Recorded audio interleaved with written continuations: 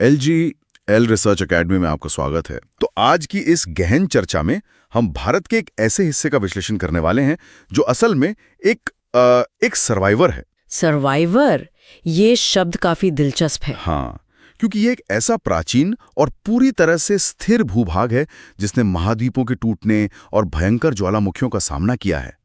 मैं बात कर रही हूं प्रायद्वीपीय पठार की। आज का हमारा मिशन ही यही है कि हम इस विशाल पठार को समझें, और ये समझना बहुत जरूरी भी है क्योंकि हिमालय में जहां आज भी भूकंप आते रहते हैं, वहीं ये प्रायद्वीपीय पठार एक एंकर की तरह काम करता है। एक एंकर की तरह। हम सबने भूगोल की किताबें तो पढ़ी हैं, लेकिन आज का मकसद सिर्फ रटना नहीं है। एकदम नहीं, ये एक तरह का शॉर्टकट है। मतलब एक ऐसी चर्चा जो हम सबको भारत की इस भौगोलिक संरचना के बारे में पूरी तरह से वेल इन्फॉर्म कर देगी। आइए इसे थोड़ा विस्तार से समझते हैं। प्लीज सब्सक्राइब जरूर कर। असल में जब हम गोंडवाना लैंड की बात करते हैं ना, तो ये पठार उसी प्राचीन सुपर महाद्वीप का एक बहुत ही बड़ा और चट्टानी टुकड़ा है। जब वो महाद्वीप टूटा तो ये स्थिर हिस्सा खिसकता हुआ आज की जगह पर आ गया। अरे वाह, मतलब ये सिर्फ एक जमीन का टुकड़ा नहीं है, बल्कि भारत का सबसे पुराना और खनिजों से भरा हुआ आर्थिक इंजन है। बिल्कुल सही। अगर हम पठार शब्द को आसान भाषा में समझें तो एक एनालॉजी बहुत सटीक बैठती है। मान लीजिए एक ऊंचे पहाड़ का नुकीला हिस्सा ऊपर से बिल्कुल समतल कर दिया जाए तो वो एक मेज या टेबल जैसा दिखने लगेगा। बस वही पठार है, मैदान से ऊंचा लेकिन ऊपर से एकदम फ्लैट। बहुत बढ़िया एनालॉजी है ये। और अगर इसके आकार की बात करें तो ये एक उल्टे त्रिभुज, मतलब एक इन्वर्टेड ट्रायंगल जैसा दिखता है। उत्तर में काफी चौड़ा है और दक्षिण में जाते जाते संकरा हो जाता है। चलिए तो फिर इस जटिल विषय को थोड़ा विस्तार से खोलते हैं। आज के हमारे इस डीप डाइव के स्रोतों में कुछ बहुत ही कमाल की याद रखने की ट्रिक्स और 3D मैप्स शामिल हैं। तो गोंडवाना लैंड की इस विरासत को डीकोड करने के लिए क्यों ना हम भारत के बीचों बीच पश्चिम से पूर्व की यात्रा करें। एक बहुत ही लॉजिकल तरीका होगा इसे समझने का, क्योंकि मध्य भारत का परिदृश्य हमें सीधे तौर पे ये दिखाता है कि जमीन के नीचे की चट्टानें सतह के जीवन को कैसे कंट्रोल करती हैं। हाँ, और स्रोतों में इस पश्चिम से पूर्व के क्रम को याद रखने की एक बहुत ही शानदार ट्रिक दी गई है। माँ से मालवा का पठार, बू से बुंदेलखंड, बा से बघेलखंड और छोटा से छोटा नागपुर का पठार। क्या बात है, ये तो बहुत ही कैची है। तो अगर हम सबसे पहले माँ यानी मालवा के पठार से शुरू करें तो ये इलाका अपनी गहरी काली मिट्टी के लिए बहुत मशहूर है। मैं यही पूछने वाली थी, क्या इस काली मिट्टी का कोई सीधा कनेक्शन उन प्राचीन ज्वालामुखियों से है जिनका जिक्र हमने अभी किया? बिल्कुल सीधा और बहुत ही गहरा कनेक्शन है। देखिए, मालवा का पूरा पठार मुख्य रूप से बेसाल्टिक चट्टानों से बना है।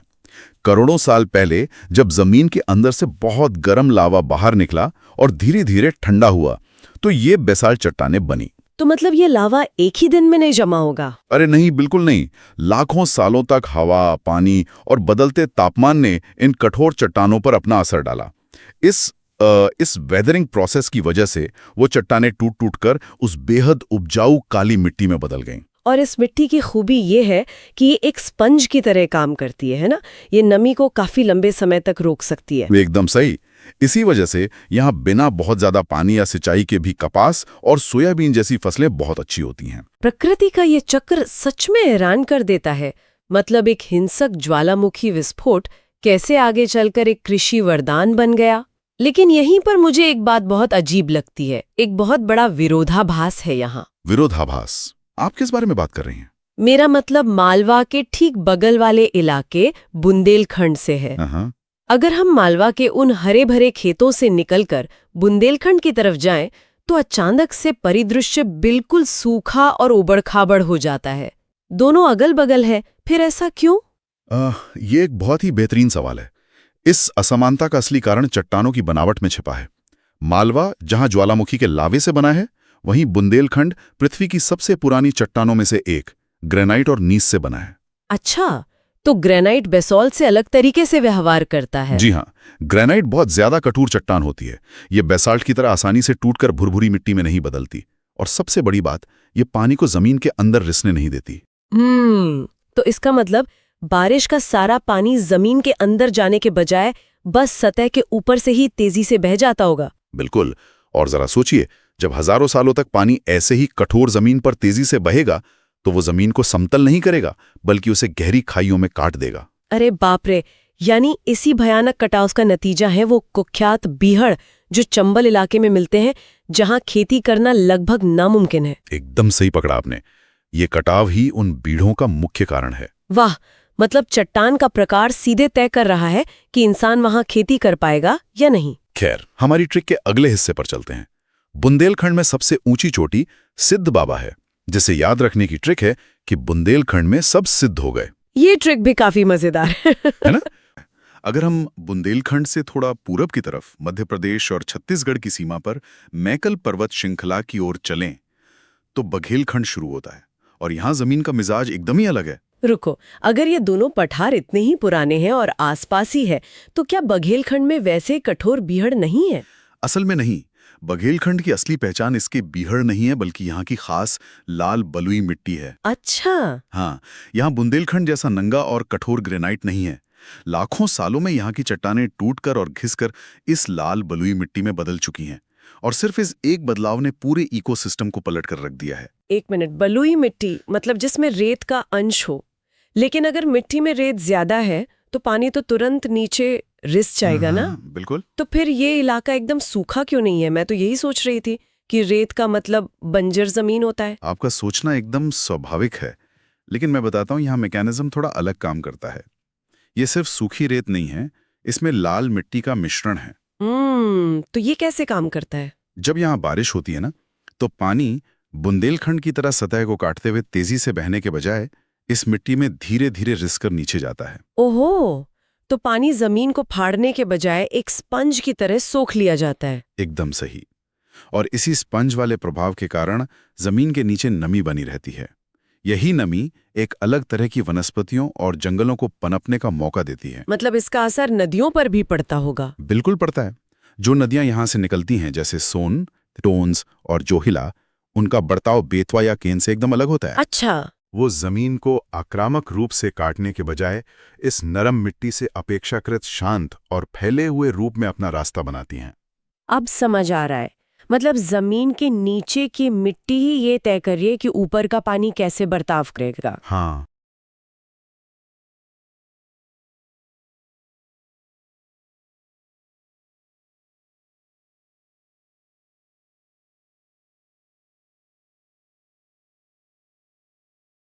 बा से बघेलखंड को पार करते हुए हम पहुंचते हैं छोटा, यानी छोटा नागपुर का पठार। हमारे स्रोतों में इसे भारत का रूर कहा गया है, जैसे जर्मनी का रूर औद्योगिक क्षेत्र है। क्या ये सच में इतना महत्वपूर्ण है? अगर हम अर्थव्यवस्था के नजरिए से देखें तो ये नाम इसके लिए बिल्कुल परफेक्ट है। छोटा नागपुर असल में खनिजों का एक खजाना है।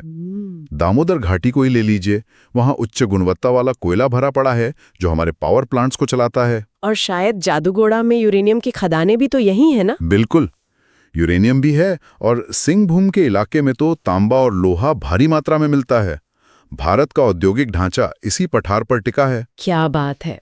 और यहाँ की सबसे ऊंची चोटी पारसनाथ है, जो जैन धर्म का एक बड़ा तीर्थ स्थल भी है। इसे याद रखने के लिए स्रोत में एक ट्रिक है। छोटा बच्चा पैराशूट से उड़ा, छोटा से छोटा नागपुर और पैराशूट से पारसनाथ। ट्रिक सच में चीजों को आसान बना देती हैं। बिल्कुल। खैर, ये तो हो गई मध्य भारत की बात, लेकिन जब मैं इस प्रायद्वीपीय पठार का पूरा 3D मैप देखती हूँ तो एक चीज मुझे हमेशा कंफ्यूज करती है। मतलब वो ज्योग्राफिकली बिल्कुल गलत सी लगती है। ऐसी कौन सी चीज है मैप में? मेघालय का पठार। देखिए, मेघालय तो भारत के उत्तर पूर्व में है और छोटा नागपुर से वहां तक जाने के बीच में पश्चिम बंगाल और बांग्लादेश के सपाट मैदान आते हैं, जहां से गंगा और ब्रह्मपुत्र बहती हैं। हाँ, वो विशाल जलोढ़ मैदान। तो बीच में इतने बड़े मैदान हैं और फिर अचानक से मेघालय का पठार आ जाता है। तो ये मेघालय प्रायद्वीपीय पठार का हिस्सा कैसे हो सकता है? ये तो बिल्कुल एक अलग द्वीप जैसा लगता है। मैं समझ सकता हूँ कि ये उलझन क्यों होती है, लेकिन यही तो भूगोल का सबसे बड़ा जादू है।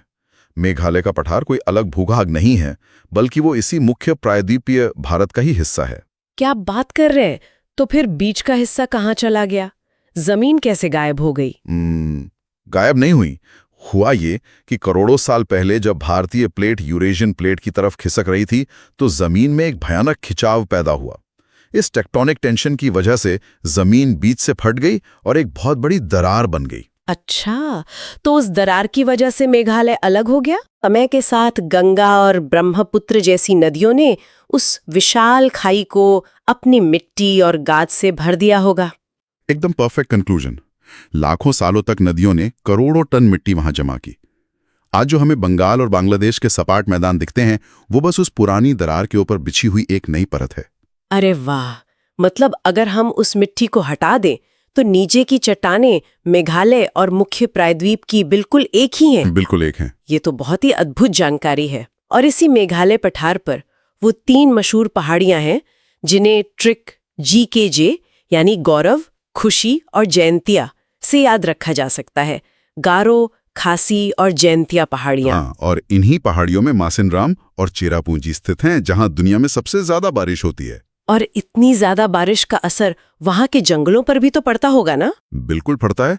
भारी नमी की वजह से वहां बेहद घने और सदाबहार जंगल पाए जाते हैं। ये दिखाता है कि पठार की स्थिति कैसे वहां की जलवायु को पूरी तरह बदल देती है। सही कहा। और अगर हम घने जंगलों और अलग थलग पड़े इकोसिस्टम की बात कर ही रहे हैं, तो मध्य भारत का एक और हिस्सा है दंडकारण्य का पठार। बस्तर का इलाका। जी हाँ, मुख्य रूप से छत्तीसगढ़ का बस्तर क्षेत्र। यहाँ का भूगोल भी वहाँ की संस्कृति को बहुत गहराई से प्रभावित करता है। देखिए, जो दंडकारण्य का इलाका है ना, वो इतना दुर्गम है और इसके जंगल इतने घने हैं कि बाहरी दुनिया का असर वहां सदियों तक पहुंच ही नहीं पाया। इसी वजह से वहाँ की जनजातीय संस्कृति आज भी इतनी शुद्ध और जड़ों से जुड़ी हुई है, जैसे उनका मशहूर बस्तर दशहरा। बिल्कुल। और भूगोल का एक और कमाल देखिए यहाँ, अबूझमाड़ की पहाड़ियां। अरे हाँ, जिसे स्रोत में छत्तीसगढ़ का चेरापूंजी कहा गया है। ट्रिक है अबुझ यानी अनबीटेबल बारिश। यहाँ की ऊंची चोटी नंदीराज है, जिसकी ट्रिक है डंडा लेकर नंदी भागा। ये ट्रिक्स कमाल की हैं। और जब इतनी भारी बारिश इस ऊबड़-खाबड़ पठार से गुजरती है, तो वो इंद्रावती नदी पर चित्रकूट जलप्रपात बनाती है, जिसे भारत का नियाग्रा भी कहा जाता है। मतलब ये पठार अपने अंदर कितने सारे रहस्य समेटे हुए हैं। चलिए, मध्य भारत और जंगलों से निकलकर अब हम थोड़ा दक्षिण की ओर चलते हैं, भारत के सबसे विशाल पठारी क्षेत्र की ओर। जी, दक्कन का पठार। ये लगभग 7 लाख वर्ग किलोमीटर में फैला है, लेकिन इसके महाराष्ट्र वाले हिस्से को अक्सर दक्कन ट्रैप कहा जाता है। मुझे ये ट्रैप शब्द थोड़ा अजीब लगा। क्या ये कोई जाल है जो किसी को फंसाने के लिए? नहीं, ये किसी फंसाने वाले जाल की बात नहीं हो रही है। दरअसल भूविज्ञान में ये शब्द स्वीडिश भाषा के ट्रैपा से लिया गया है। अच्छा, और ट्रैपा का मतलब क्या होता है? इसका मतलब होता है सीढ़ी यानी स्टेयर्स। अगर हम लाखों साल पहले के क्रिटेशियस काल में जाएं, जब डायनासोर खत्म हो रहे थे, तो इस पूरे इलाके में जमीन सचमुच फट गई थी। किसी बड़े ज्वालामुखी पहाड़ की वजह से? नहीं, इसे फिशर इरप्शन कहते हैं। इसमें कोई एक पहाड़ नहीं फटता, बल्कि जमीन में लंबी लंबी दरारें बन जाती हैं और सीधा अंदर से उबलता हुआ लावा बाहर आने लगता है। ओह, तो लावा दरारों से निकलकर चारों तरफ फैल गया होगा? हाँ, एकदम पानी की तरह फैल गया। फिर वो परत ठंडी हो गई। कुछ हजार साल बाद फिर दरारें फटीं और एक नई लावे की चादर पुरानी वाली के ऊपर बिछ गई। अच्छा, तो मतलब परत दर परत एक के ऊपर एक लावे का जमाव होता है। बिल्कुल। और जब ये लाखों सालों तक चला, तो इस पूरे भूदृश्य ने एक विशाल सीढ़ीनुमा आकार ले लिया। दूर से देखने पर यह विशाल सीढ़ियों जैसा लगता है, इसीलिए इसे दक्कन ट्रैप कहते हैं। क्या बात है। और इन्हीं सीढ़ियों के घिसने से वो काली मिट्टी बनी है ना, जिसे दक्षिण की काली ट्रिक से याद रखा जा सकता है। जी हाँ, और यही वो इलाका है जो आज भारत की कपास पेटी या कॉटन बेल्ट है। यह सोचना ही कितना विस्मयकारी है कि करोड़ों साल पहले हुए एक भयानक भूवैज्ञानिक विस्फोट ने आज के कपड़ा उद्योग की नींव रखी है। सच में। और दक्कन के ऐसी पठार का थोड़ा दक्षिणी हिस्सा है कर्नाटक का पठार। वो एक अलग ही कहानी बयां करता है। हाँ, जहाँ कॉफी के बागान हैं। बाबा बुदनगिरी की पहाड़ियाँ इसी के लिए तो मशहूर है। यहाँ की सबसे ऊंची चोटी मुल्लनगिरी है। ट्रिक है कर्ण ने मूली खाई। हाँ, और यही कुद्रेमुख की पहाड़ियां भी हैं। बिल्कुल, कुद्रेमुख का मतलब है घोड़े का चेहरा। प्रकृति ने चट्टानों को काटकर एकदम घोड़े के मुख जैसी आकृति बना दी है। पर ये सिर्फ एक सुंदर पर्यटन स्थल नहीं है। हाँ, क्योंकि इस खूबसूरत पहाड़ के ठीक नीचे लोहे के अयस्क यानी आयरन ओर का बहुत बड़ा भंडार छिपा हुआ है। सुंदरता के पीछे छिपा हुआ खजाना। लेकिन दक्कन के पठार में हर जगह ऐसे हरियाली या खनिजों का सीधा फायदा नहीं मिलता है। अगर हम थोड़ा पूर्व की तरफ जाएं, तो कृष्णा नदी के पास हमें दो बिल्कुल विपरीत दुनिया देखने को मिलती हैं। आप तेलंगाना और रायलसीमा के पठारों की बात कर रही हैं, जो आंध्र प्रदेश में है। बिल्कुल, कृष्णा नदी इन दोनों को अलग करती है। लेकिन मेरा सवाल ये है कि रायलसीमा का इलाका मालवा या कर्नाटक की तुलना में भयानक पानी की कमी से क्यों जूझता रहता है? वहां इतना सूखा क्यों है? इसके पीछे विज्ञान का एक बहुत ही सीधा सा कॉन्सेप्ट है, वृष्टि छाया क्षेत्र या रेन शैडो रीजन। ये कैसे काम करता है? देखिए, जब मानसून के बादल अरब सागर से बहुत सारा पानी लेकर आते हैं, तो वो पश्चिमी घाट के ऊंचे पहाड़ों से टकरा जाते हैं और अपनी ज्यादातर बारिश वो पहाड़ों के उसी पश्चिमी हिस्से में कर देते हैं। अच्छा, तो जब तक वो बादल पहाड़ों को पार करके रायलसीमा की तरफ पहुंचते हैं, तो वो एकदम खाली हो चुके होते हैं। एकदम सही, उनमें नमी बचती ही नहीं है। इसलिए रायलसीमा हमेशा सूखाग्रस्त रहता है। लेकिन कहते हैं ना, प्रकृति हमेशा संतुलन बनाती है। वो कैसे? भले ही वहां सतह पर पानी कम हो, लेकिन जमीन के नीचे पूरे भारत का 90% बैराइट्स मिलता है। बैराइट्स? इसका क्या इस्तेमाल होता है? बिल्कुल, ये एक ऐसा खनिज है जो दुनिया भर में तेल और गैस की डीप ड्रिलिंग में बहुत काम आता है। और यही नहीं, इसी क्षेत्र के तुमला पल्ले में यूरेनियम के भी विशाल भंडार मिले हैं। अरे वाह, मतलब ऊपर से जो इलाका बंजर दिखता है, वो असल में भविष्य की ऊर्जा का पावर हाउस है। बिल्कुल। इस पूरे पठार को देखते हुए मुझे एक पैटर्न नजर आ रहा है। स्रोत में नदियों को याद रखने की एक ट्रिक है, KKGM, मतलब कृष्णा, कावेरी, गोदावरी और महानदी। ये सभी नदियां पश्चिम से निकलती हैं, लेकिन बहती पूर्व की ओर हैं और बंगाल की खाड़ी में गिरती हैं। ये अरब सागर की तरफ क्यों नहीं बहती? ये बहुत ही शानदार ऑब्जर्वेशन है। इसका सीधा संबंध पूरे प्रायद्वीपीय पठार के ढलान यानी स्लोप से है। ढलान से? हाँ, करोड़ों साल पहले जब ये सब बनना था, तो पश्चिमी घाट पूर्वी घाट की तुलना में बहुत ज्यादा ऊंचे उठ गए। इस वजह से पूरे दक्षिण भारत की जमीन को पश्चिम से पूर्व की ओर एक प्राकृतिक ढलान मिल गया। समझ गई। तो मतलब गुरुत्वाकर्षण या ग्रेविटी इन विशाल नदियों को स्वाभाविक रूप से पूर्व की ओर खींच लेती है। बिल्कुल, और ये ढलान ही दक्षिण भारत की जीवन रेखा है, क्योंकि ये नदियां जब बहती हैं तो अपने साथ बड़ी बड़ी घाटियां बनाती हैं, जिन्होंने सदियों से खेती और व्यापार को संभव बनाया है। इन सब बातों को जोड़कर देखें तो एक बात साफ हो जाती है, प्रायद्वीपीय पठार कोई साधारण जमीन का टुकड़ा नहीं है। ये सच में भारत को चलाने वाली एक मशीन है। इसमें कोई शक नहीं है। मतलब छोटा नागपुर का कोयला हमारे पावर प्लांट्स को ऊर्जा दे रहा है, जादूगोड़ा का यूरेनियम हमारी भविष्य की जरूरतें पूरी कर रहा है, कुद्रेमुख का लोहा बुनियादी ढांचा बना रहा है, और दक्कन की काली मिट्टी हमें सूती कपड़ा दे रही है। और अगर हम इसे अपनी रोजमर्रा के जीवन से जोड़े ना, तो हर इंसान इस पठार पर निर्भर है।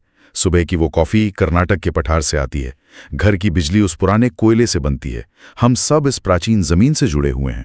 ये बहुत ही अकल्पनीय लगता है।